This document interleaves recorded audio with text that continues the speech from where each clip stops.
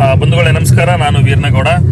ಸ್ನೇಹಿತರೆ, ಪತ್ರಿಕೋದ್ಯಮದ ಮೂಲ ಉದ್ದೇಶ ಅಥವಾ ಕರ್ತವ್ಯ ಏನು ಅನ್ನುವಂಥದ್ದನ್ನ ನಾವು ನೋಡ್ತಾ ಹೋದ್ರೆ, ಈಗ ನಾವು ಸತ್ಯ ಮತ್ತು ನಿಖರತೆಯನ್ನ ಇಟ್ಟುಕೊಂಡು ಮಾತನಾಡಬೇಕಾಗುತ್ತೆ. ಕೆಲವೊಂದಿಷ್ಟು ಪರಿಶೀಲನೆಯನ್ನ ಮಾತಾಡಿ ಮತ್ತು ಕೆಲವೊಂದಿಷ್ಟು ದಾಖಲೆಗಳನ್ನ ಇಟ್ಟುಕೊಂಡು ಮಾತನಾಡಿದ್ರೆ ಉತ್ತಮ ಎಂತಕ್ಕಂಥದ್ದು. ಯಾಕಂತಂದ್ರೆ ಈ ಮಾಧ್ಯಮಗಳಲ್ಲಿ ಏನು ಹೇಳಿಕೆಗಳು ಬರ್ತಾವೆ ಅದನ್ನ ಒಂದಿಷ್ಟು ನ್ಯಾರೇಷನ್ ಯಾವ ರೀತಿ ಕ್ರಿಯೇಟ್ ಆಗುತ್ತೆ ಅಂತಂದ್ರೆ ಇದು ಸತ್ಯ ಇರಬಹುದು ಅನ್ನುವಂತಹ ಮಟ್ಟಕ್ಕೆ ಕೆಲವೊಂದಿಷ್ಟು ಮಂದಿ ಬಂದು ಬಿಡ್ತಾರೆ. ಹಾಗಾಗಿ ಯಾವುದೇ ಮಾಧ್ಯಮದವರು ಕೂಡ ಪ್ರಸಾರ ಮಾಡಬೇಕಾದ್ರೆ ಇದು ಅಥವಾ ಸತ್ಯವ ಅಥವಾ ಇವರು ದಾಖಲೆಗಳನ್ನು ಇಟ್ಕೊಂಡು ಮಾತನಾಡ್ತಾ ಇದ್ದಾರೆ ಅಥವಾ ಊಹಾಪೋಹಗಳನ್ನ ಮಾತನಾಡ್ತಾ ಇದ್ದಾರಾ ಅಥವಾ ಜನರು ಯಾರಾದ್ರೂ ಇದನ್ನ ಪ್ರಶ್ನೆ ಮಾಡಬಹುದಾ, ಇದು ಒಂದಿಷ್ಟು ಚರ್ಚೆಗೆ ಒಳಗಾಗಬಹುದಾ ಇಲ್ವಾ, ಇವು ದಾಖಲೆಗಳು ಇದ್ದಾವ ಇಲ್ವಾ, ಅದನ್ನ ಪರಿಶೀಲನೆ ಮಾಡಬೇಕು.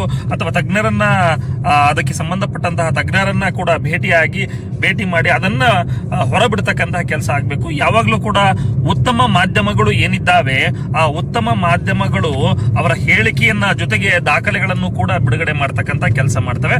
ಅಥವಾ ಏನು ಒಂದು ಪಕ್ಷದ ಹೇಳಿಕೆ ಮತ್ತು ಇನ್ನೊಂದು ಪಕ್ಷದ ಹೇಳಿಕೆ ಅಂದ್ರೆ ಒಂದು ಒಬ್ಬರ ಅಭಿಪ್ರಾಯ ಮತ್ತು ಇನ್ನೊಬ್ಬರ ಅಭಿಪ್ರಾಯ, ಪರ ಮತ್ತು ವಿರೋಧ ಅಭಿಪ್ರಾಯ ಇಬ್ಬರನ್ನೂ ಕೂರಿಸಿಕೊಂಡು ಪ್ರಶ್ನೆ ಮಾಡ್ತಕ್ಕಂಥದ್ದು ಅಥವಾ ಚರ್ಚೆ ಮಾಡ್ತಕ್ಕಂಥದ್ದು ಅಥವಾ ಅದರಿಂದ ವಿಷಯಗಳನ್ನ ತಿಳ್ಕೊಳ್ತಕ್ಕಂಥ ಕೆಲಸ ಮಾಡ್ತವೆ. ಆದ್ರೆ ಇಲ್ಲಿ ಯಾರು ಪತ್ರಕರ್ತ ಮೋಹನ್ ಬೋಳಂಗಡಿ ಅನ್ನುವಂತಹ ವ್ಯಕ್ತಿ ಏನಿದ್ದಾನೆ, ಇದು ಒನ್ ಸೈಡ್ ಸ್ಟೇಟ್ಮೆಂಟ್ ಅನ್ನ ಕೊಡ್ತಾ ಇದ್ದಾರೆ. ಯಾಕಂತಂದ್ರೆ ಇವರು ದಾಖಲೆಗಳನ್ನ ಇಟ್ಕೊಂಡು ಮಾತಾಡ್ತಾ ಇದ್ದಾರಾ ಇಲ್ಲ, ಸುಮ್ಮನೆ ಬರೀ ಬಾಯಿ ಮಾತಿಂದ ಹೇಳಿಕೆಯನ್ನ ಕೊಡ್ತಾ ಇದ್ದಾರೆ, ಅದನ್ನ ಇವರು ಮಾಧ್ಯಮಗಳು ಪ್ರಸಾರವನ್ನ ಮಾಡ್ತಾ ಇದ್ದಾರೆ ಎನ್ನುವಂತಹದ್ದು. ಈ ಪತ್ರಕರ್ತ ಎನ್ನಿಸಿಕೊಂಡಿರ್ತಕ್ಕಂತಹ ಮೋಹನ್ ಬೋಳಂಗಡಿ ಅವರಿಗೆ ಸೌಜನ್ಯ ಹೋರಾಟಗಾರರೇ ಇವರಿಗೆ ಟಾರ್ಗೆಟ್ ಆಗಿರ್ತಕ್ಕಂಥದ್ದು.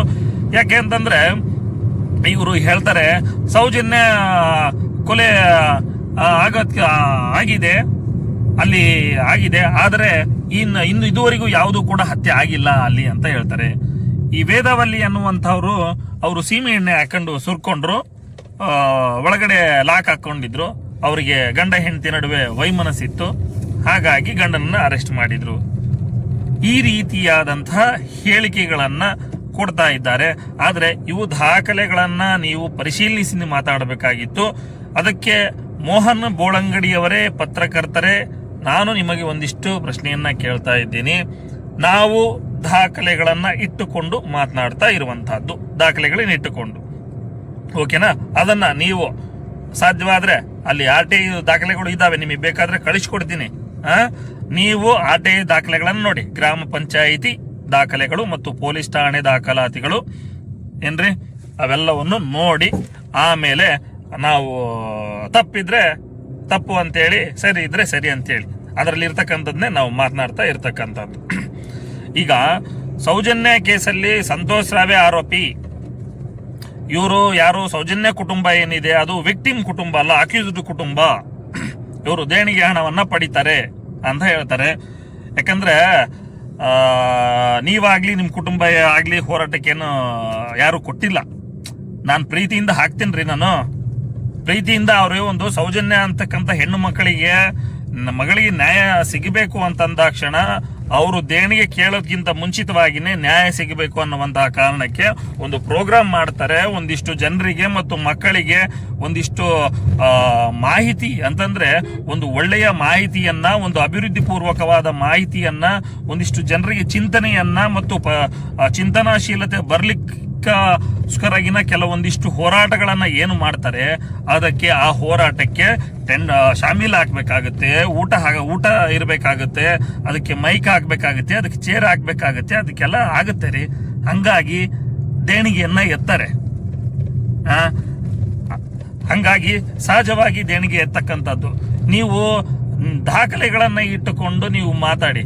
ಆದ್ರೆ ಈಗ ಜಡ್ಜ್ ಅಂದ್ರೆ ನ್ಯಾಯಾಲಯದಲ್ಲಿ ನ್ಯಾಯಾಧೀಶರು ಸಂತೋಷ್ ರಾವ್ ಏನು ಆರೋಪಿ ಇದ್ದ, ನಿರಪರಾಧಿ ಆತನ ಪರವಾಗಿ ಏನ್ ಬರೆದಿದ್ದಾರೆ ಅಂತಂದ್ರೆ ಆಬ್ಸುಲ್ಯೂಟ್ಲಿ ಅಂತ ಹೇಳಿ ಬರೆದಿದ್ದಾರೆ. ಅಂದ್ರೆ ಸುಮ್ನೆ ಬರೆಯಲ್ಲ ಆಬ್ಸುಲ್ಯೂಟ್ಲಿ ಅಂತೇಳಿ, ನಿಖರವಾಗಿ absolutely there is no evidence with accused. ಅಂದ್ರೆ ಈತನ ಸಂತೋಷ್ ರಾವೇ ಅಪರಾಧಿ ಅನ್ನುವಂತಕ್ಕೆ ಯಾವುದೇ ಒಂದೂ ಸಾಕ್ಷ್ಯಾಧಾರಗಳು ಇಲ್ಲ ಅಂತೇಳಿ ಬರೆದಿದ್ದಾರೆ. ಒಂದೂ ಸಾಕ್ಷ್ಯಾಧಾರಗಳು ಇಲ್ಲ. ಅಂದ್ರೆ ಸಂತೋಷ್ ರಾವ್ ಬಿಡುಗಡೆ ಆಗಿರ್ತಕ್ಕಂಥದ್ದು ಸಾಕ್ಷ್ಯಾಧಾರಗಳ ಕೊರತೆಯಿಂದ ಅಲ್ಲ, ಏನೂ ಸಾಕ್ಷಿಗಳೇ ಇಲ್ಲ ಅನ್ನುವಂಥದ್ದು. ಅಂದ್ರೆ ಈಗ ಸೌಜನ್ಯ ಸತ್ತಿದ್ದು ನಿಜ, ಅವರನ್ನ ಗ್ಯಾಂಗ್ ರೇಪ್ ಮಾಡಿರ್ತಕ್ಕಂಥದ್ದು ನಿಜ, ಮುಕ್ಕಿದ್ದು ನಿಜ, ಆಕೆಯನ್ನ ಕೊಲೆ ಮಾಡಿದ್ದು ನಿಜ. ಆದ್ರೆ ಅಪರಾಧಿ ಅಥವಾ ಆರೋಪಿ ಸಂತೋಷ್ ರಾವ್ ಅಲ್ಲ. ಹಾಗಾದ್ರೆ ಮತ್ಯಾರು? ನೀವು ಒಬ್ಬ ಪತ್ರಕರ್ತರಾಗಿ ಅಲ್ಲಿಯ CCTVಗಳು ಇದ್ವಲ್ವಾ, ಅದನ್ನ ಯಾಕೆ ಪ್ರೊಡ್ಯೂಸ್ ಮಾಡಿಲ್ಲ ಅಂತ ಕೇಳಬೇಕಾಗಿತ್ತು. ಬನ್ನಿ, ಅದೇ SP ಅವ್ರು ಹೇಳ್ತಾರೆ. SP ಅವ್ರ ವಿಡಿಯೋ ಕೂಡ ಇದೆ, ಒಂದೊಮ್ಮೆ ನೋಡ್ಕೊಂಡು ಬನ್ನಿ. ಅದನ್ನ SP ಅವರೇ ಹೇಳ್ತಾರೆ. 2 ಹತ್ರ CCTV ಇತ್ತು ಅಂತೇಳಿ SP ಅವರೇ ಹೇಳಿದ್ದಾರೆ. ಮತ್ತೆ CCTV ಫೋಟೇಜ್ ಅನ್ನ ಯಾಕೆ ಕೊಡ್ಲಿಲ್ಲ? ಯಾರ ಪ್ರಭಾವಿಗಳ ಕೈವಾಡ ಇತ್ತು ಹಂಗಾದ್ರೆ ಅವತ್ತು? ಆಮೇಲೆ ಯಾರು ವೇದವಲ್ಲಿ ಟೀಚರ್ ಹೇಳ್ತಿರಲ್ವಾ, ವೇದವಲ್ಲಿ ಟೀಚರ್ಗೆ ಗಂಡ ಹೆಂಡತಿ ಸಮಸ್ಯೆ ಇತ್ತು ಅಂತ. ಸಮಸ್ಯೆ ಗಂಡ ಹೆಂಡತಿದಲ್ಲ ಇದ್ದಿದ್ದು, ಅಲ್ಲಿ ಪ್ರಭಾವಿಗಳದ ಸಮಸ್ಯೆ ಇದ್ದಿದ್ದು. ಯಾಕೆಂದ್ರೆ ಅವರು ಒಂದು ಡೈರಿನ ಬರೆದಿಡ್ತಾರೆ. ಆ ಡೈರಿಯಲ್ಲಿ ಇನ್ನೂ ಕೂಡ ಆ ಡೈರಿ ಇದೆ, ನೋಡಿ, ಹೋಗಿ ನೋಡಿ ಅದ್ರಲ್ಲಿ ಯಾರ್ಯಾರ ಹೆಸರು ಬರೆದಿದ್ದಾರೆ ಅಂತೇಳಿ. ಆ ಡೈರಿಯಲ್ಲಿ ಏನು ವೇದವಲ್ಲಿ ಅವರು ಏನೇನ್ ತೊಂದರೆಗಳಾಗ್ತಾ ಇದೆ ಅದನ್ನು ಬರೆದಿಡ್ತಾ ಇದ್ರು. ಅವರಿಗೆ ಒಂದು ಪ್ರಿನ್ಸಿಪಲ್ ಅಂತ ಒಂದು ಹೆಚ್ಚಿನ ಹುದ್ದೆ ಸಿಗಬೇಕಾಗಿತ್ತು ಆ ಕಾಲೇಜ್ನಲ್ಲಿ. ಆಗ ಅವರಿಗೆ ಅದಕ್ಕೆ ವಿರೋಧ ಓಡ್ತಾರೆ. ಆಗ ಅವ್ರು ಏನ್ ಮಾಡ್ತಾರೆ ಅಂತಂದ್ರೆ ಕೋರ್ಟಿಗೆ ಹೋಗಿ ಅವರು ಆ ಪ್ರಕರಣದಲ್ಲಿ ಗೆದ್ಕೊಂಡ್ ಬರ್ತಾರೆ. ಆ ಗೆದ್ಕೊಂಡು ಬಂದಾಗ ಇವರಿಗೆ ಒಂದಿಷ್ಟು ಹಿಂಸೆಗಳಾಗಿರ್ತಕ್ಕಂಥದ್ದನ್ನ ಪ್ರತಿಯೊಂದನ್ನು ಡೈರಿಯಲ್ಲಿ ಕೂಡ ಬರೆದಿಟ್ಟಿದ್ದಾರೆ. ಅದಾದ ನಂತರವಾಗಿ ಚಾಕುಯಿಂದ ಚುಚ್ಚಲಾಗಿತ್ತು. ಅವಳಷ್ಟಕ್ಕೆ ಅವಳೇ ಚುಚ್ಕೊಂಡ್ಲಾ? ಬರೀ ಸೀಮೆಎಣ್ಣೆ ಹಾಕೊಂಡ್ಬಿಟ್ರು ಅಂತ ಹೇಳ್ಬಿಟ್ಲಲ್ಲ, ಚಾಕುಯಿಂದ ಚುಚ್ಚಿದ್ರು. ಅದನ್ನ ಯಾರು ಹೇಳ್ತೀರಾ? ಚಾಕುಯಿಂದ ಚುಚ್ಚಲಾಗಿತ್ತು. ಮತ್ತು ಏನು ಸೀಮೆ ಎಣ್ಣೆಯನ್ನ ಸುರಿದುಕೊಂಡಿದ್ರಲ್ವಾ, ಸೀಮೆ ಎಣ್ಣೆ ಎಷ್ಟು ಮಟ್ಟಿಗೆ ಇತ್ತು ಅನ್ನುವಂಥದ್ದಾದ್ರೆ ಕೆಳಗಡೆ ಸಿಮೆಂಟ್ ಅಕ್ಳಿ ಉಚ್ಚು ಬರ್ತಿತ್ತಂತೆ. ಆ ಪರಿ ಸಿಮೆಂಟ್ ಎದ್ದಿತ್ತು ಅಂತ ಹೇಳ್ತಾರೆ. ಅಂದ್ರೆ ಒಬ್ಬ ಸೀಮೆ ಎಣ್ಣೆ ಹಾಕೊಂಡು ಸುಟ್ಕೊಂಡ್ರೆ ಅದಾದ್ಮೇಲೆ ಅವರಿಗೆ ನರಳಾಟವನ್ನೇ ತಡೆಯಕ್ ಆಗ್ತಾ ಇರಲ್ಲ. ಅಂತದ್ರಲ್ಲಿ ಅಷ್ಟೊಂದು ಸೀಮೆ ಎಣ್ಣೆಯನ್ನ ಯಾರು ಹಾಕಿದ್ರು?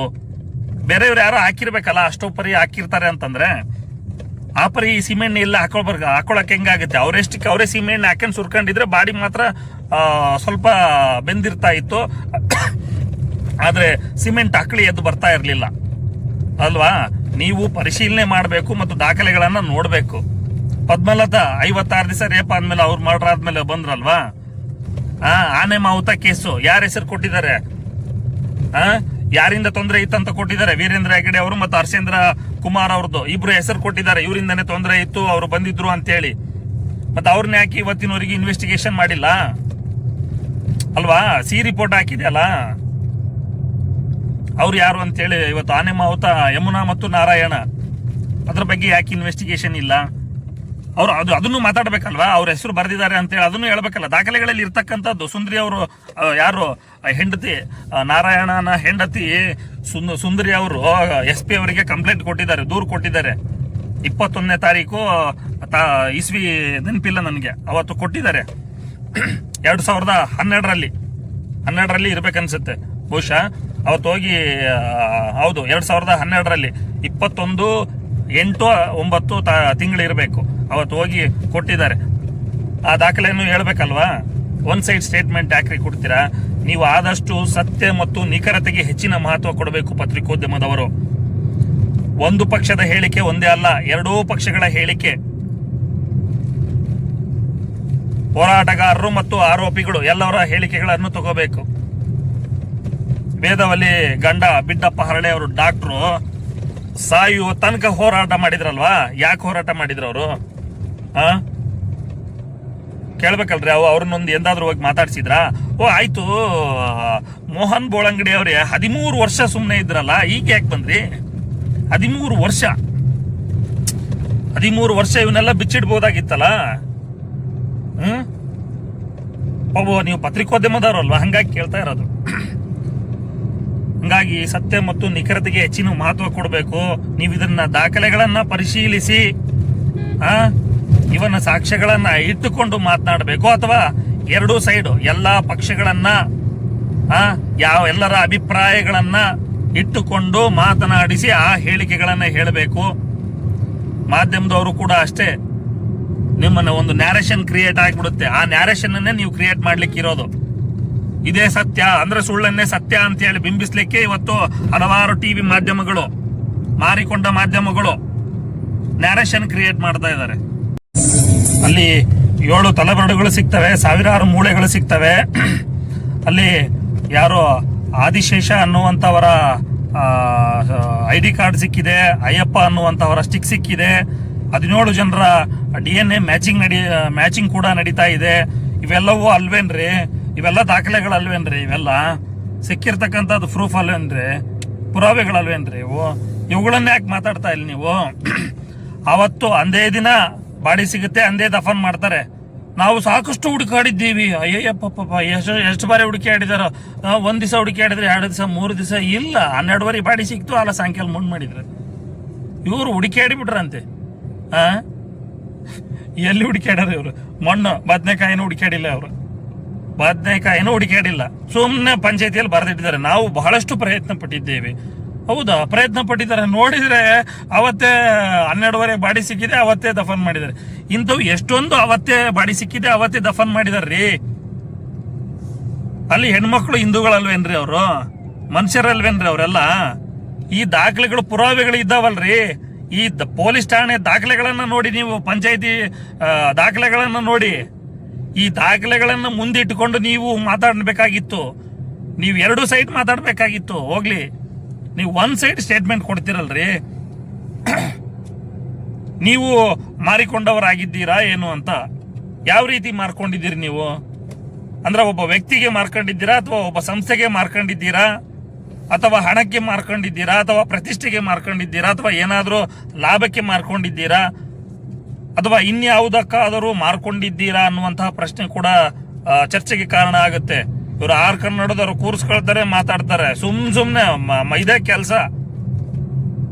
ತಿಳ್ಕೊಬೇಕು, ದಾಖಲೆಗಳನ್ನ ಪರಿಶೀಲನೆ ಇಟ್ಟುಕೊಂಡು ಮಾತನಾಡಬೇಕಾಗತ್ತೆ. ಹಂಗೆ ಸುಮ್ನೆ ಮಾತಾಡೋದಲ್ಲ. ಪತ್ರಿಕೋದ್ಯಮ ಅಂತಂದ್ರೆ ಯಾವುದೇ ಒಬ್ಬ ವ್ಯಕ್ತಿಯ ಪರ ನಿಂತುಕೊಂಡು ಮಾತನಾಡ್ತಕ್ಕಂಥದ್ದು ಅಲ್ಲ. ದಾಖಲೆಗಳನ್ನ ಇಟ್ಟುಕೊಂಡು ಸತ್ಯದ ಪರವಾಗಿ ನಿಂತುಕೊಳ್ತಕ್ಕಂಥದ್ದು ಪತ್ರಿಕೋದ್ಯಮದ ಆದ್ಯ ಕರ್ತವ್ಯ. ಮತ್ತು ಅದರಿಂದ ಒಂದಿಷ್ಟು ಜನ ವಿಚಾರವಂತರಾಗಬೇಕು, ಪ್ರಜ್ಞಾವಂತರಾಗಬೇಕು, ಅಭಿವೃದ್ಧಿಯತ್ತ ಜನ ಸಾಗಬೇಕು ಅಂತಂದ್ರೆ ಪತ್ರಿಕೋದ್ಯಮದ ಕರ್ತವ್ಯ ಕೂಡ ಬಹಳಷ್ಟಿದೆ.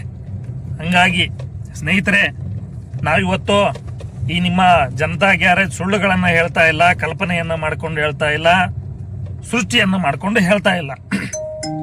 ಅಲ್ಲಿ ಇರುವಂತಹ ತನಿಖೆಯಲ್ಲೇ ಹೊರಬಂದಿರತಕ್ಕಂತಹ ಅಲ್ಲಿನ ಅಸಹಜ ಸಾವುಗಳು ಮತ್ತು ಏನು ಅಸ್ಥಿಪಂಜರಗಳಾಗಿರಬಹುದು, ಗ್ರಾಮ ಪಂಚಾಯಿತಿ ಮತ್ತು ಪೊಲೀಸ್ ಠಾಣೆಗಳ ಒಂದಿಷ್ಟು ದಾಖಲೆಗಳಿರಬಹುದು, ಮತ್ತು ನ್ಯಾಯಾಲಯದಲ್ಲಿ ಏನು ಸೌಜನ್ಯ ಸಾವಿನ ಬಗ್ಗೆ ಏನು ವರದಿ ಏನಿದೆ, ಆ ವರದಿಗಳನ್ನ ಇಟ್ಟುಕೊಂಡೇ ನಾವು ಇಲ್ಲಿ ಇರ್ತಕ್ಕಂಥದ್ದು.